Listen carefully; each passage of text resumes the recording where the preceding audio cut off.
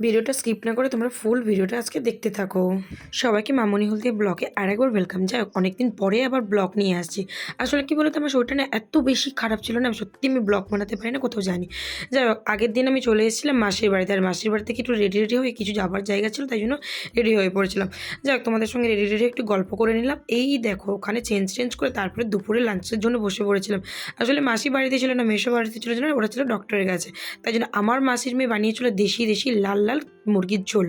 আর এই দেখো, না সরি, ঝোল না, ওটা ছিল কষা। সাথে ছিল আম, লেবু, পেঁয়াজ, ভাত, এমনকি উচ্ছে ভাজা, কাঁকরোল ভাজা, এইসব পটল ভাজা ছিল।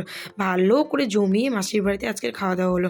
যেহেতু আমার দিদি না দেশি মুরগিটা এত ভালো রান্না করে, তোমাদেরকে না খেলে না, সরি, তোমরা না খেলে না বুঝতেই পারবে না, এত সুন্দর। আমি খাই, আমি জানি তো, দারুণ, জাস্ট দারুণ দারুণ অসাম ছিল, কি টেস্টি ছিল। আর গরম গরম ভাত, তার সঙ্গে গরম গরম চিকেন, জাস্ট মাইন্ড ব্লোয়িং, দারুণ খেতে ছিল।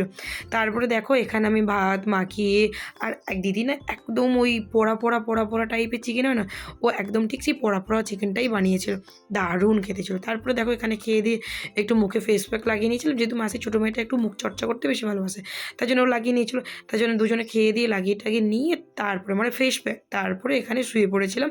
ঘুম থেকে উঠে তারপরে বাড়ি চলে যাবো, টাটা।